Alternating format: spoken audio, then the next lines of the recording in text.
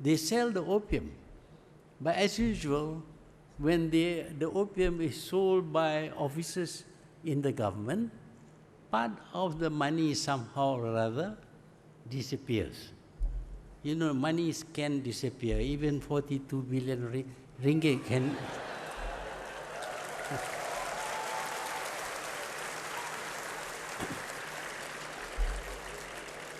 So because the revenue from the opium, which should be very big, was small, again Capitan China offered to sell the opium, to get an opium monopoly. So the Capitan China sold the opium mainly to the Chinese workers and all that, but also some members of the elite group, including members of the royal family in those days, also smoked opium. So the Capitan China collected much more money, and the ruler was very happy that he's earning much more money from taxes and from opium. The people who used to pocket some of the money now have got no more source of income.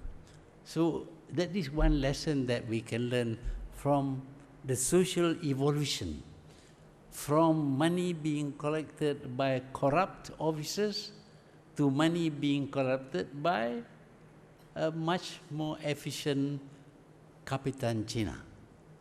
This is going to be the kind of society we are going to see in Malaysia, because some people feel that if other people can do work for them, why should they work? Let other people do the work. And eventually, of course, you let other people do work for you, you lose your position, you lose your power. That is something that we need to remember.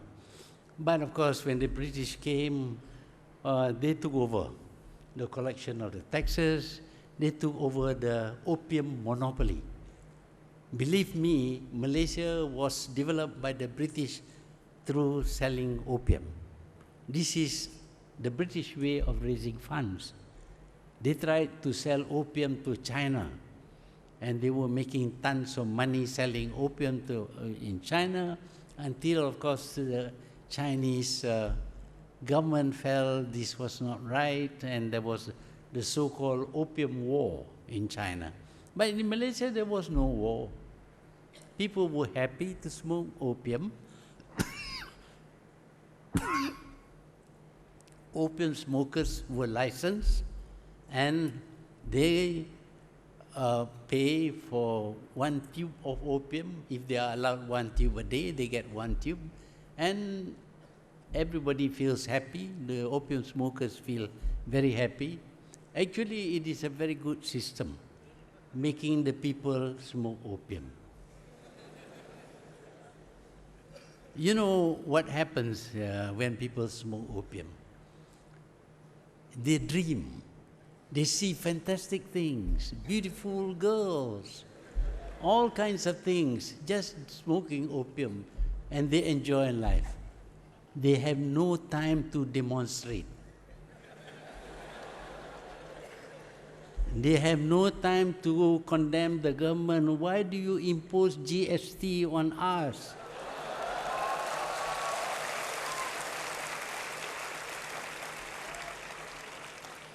So one way to quieten the country is by legalizing opium smoking. How about that? It's not the next, what's going to happen next, but it can happen. Lots of people take opium, take all kinds of drugs, but unfortunately now it results in a lot of crimes. When they don't get the drugs, they get violent, they kill people, they do all kinds of things to their own parents even. But in those days, during the British time, I know because I lived during that period, the opium smokers were mainly the coolies, the hard-working laborers, mainly Chinese. They worked very hard every day, pulling rickshaws, working hard in sawmills and others. In the evening, they retire to the opium dens and they smoke opium and they dream and they sleep, and the country was peaceful. No demonstration whatsoever. No talk about politics. Politics is not for the people. So that was the culture which developed with the advent of the British. They came in with a lot of new ideas about governments, about collecting taxes, about building roads, about building bridges. These things were brought by the British, and their collection of taxes went to the Treasury. The Treasury then allocates funds for this project and that project to pay the civil servants, etc. It was much better organized, and the country developed to a certain extent. It could have developed much more, but the British also need the money to be sent back to London. But some of the money is spent in the country, and Kedah and other parts of Malaysia developed. And what is good about the British is the introduction of education. Of course, we had the Malay schools, we had the madrasas and all that, but they were not properly organized. But the British organized the education system, and some people are fortunate in that they were given English, so-called English education. I was one of the fortunate ones. In 1 year, only 30 people get to go to these English schools. And when you go to English school, you are inundated with stories about the West, about Europe, about the greatness of Europe, about their achievements, about their thinking, about their ideas. And whether we like it or not, all these things are absorbed by us and influence our thinking. A social change takes place. We feel that we are very inferior people and that the superior people are in Europe, and the world must be Eurocentric because that is the center of the world. Europe is the center of the world. Whatever they do there is the right thing to do. Follow them and you will be fine. Of course, you see countries like Japan and to a certain extent Thailand tried to follow the West. Some succeed, some did not succeed so well. But Malaysia, the educated elites were English educated. And the Chinese were allowed to have their own schools, Chinese schools, but many of them prefer to attend the English schools, and so do the Indians. And now there is a mix of all these three major races in Malaysia. And this mixture absorbs a lot of the culture of the West. At the same time, of course, they interact between them, and they were able actually to benefit from the mixture between the different races in Malaysia through the English schools. Of course, the Malay schools were for the Malays, Chinese schools were for the Chinese, and the Tamil schools were for the Indians. But in the English schools, the three races meet, and they became very influential people because they were very well educated. And of course, much of what they believe in, the culture that they adopt, the social values that they believe in, mostly comes from the West, from Europe. We became Eurocentric. We became, to a large extent, copyists. We copy. We don't think anymore about our own way of life. Even among the Muslims, they now begin to look towards the West, and our culture, our social structure changed because of this influence coming from Europe. Not bad all the way, but some of them are actually very bad because we became addicted to what comes from Europe. Addicted in a very real sense. Our value system is actually a copy of the Western value system. And whatever changes takes place or took place in Europe, very soon those changes will also be seen in Malaysia. In those days, I still remember Malays, for example, used to wear a second sarung to cover their face, put it across like that, like our Arab tourists who come here, they cover, only the eyes are seen. My sisters used to wear this second sarung. But gradually, the sarung became more loose, and then it dissolves and becomes just a tiny, transparent shawl. And then it disappeared altogether. Everybody had bob hair. They call it bob hair. You go to the hairdressers, they use some instrument to curl your hair, and you want to show how nice you look with your hair bobbed.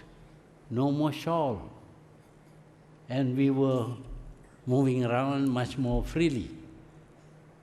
When I was small, my sister, when going to the girls' school, Malay girls' school, which is only about 300 yards from the house, she would go in a rickshaw. You have not seen a rickshaw. Rickshaw is a carriage that is pulled by a rickshaw puller. But it is covered. For the girls, you cover the sides and the front. The girls can see over the front cover, but you cannot see the girl, because girls are not supposed to be seen. They have to go to school, and the rickshaw will take them to the school and take them back, but nobody can see them. That was the beginning. But later on, of course, the front part is taken off, and people become more exposed. And as I said, eventually, people became more free. Why are they more free? Is because we have accepted Western value system, Western culture. In the West, they don't cover their faces, but eventually we too adopted that system, so that by the time we were struggling for independence, nobody covers his head or face. The ladies don't cover. They all have bob hair. They all come to meetings and all that. And there is a definite change, a westernized version of the culture that we get from a culture that is very westernized in many ways. Of course, a few girls do go to English school, and of course they are regarded as some kind of genius, including my wife.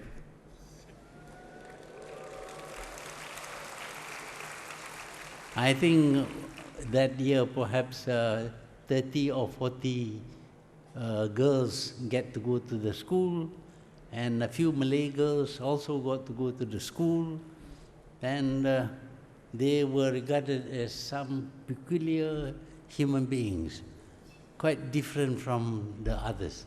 But of course, in those days, the others also go to the hairdresser. They have their hair perm, bob, or perm, whichever word you want to use. So you can see the change that is taking place within our society. Of course, the For the Chinese girls, no problem at all.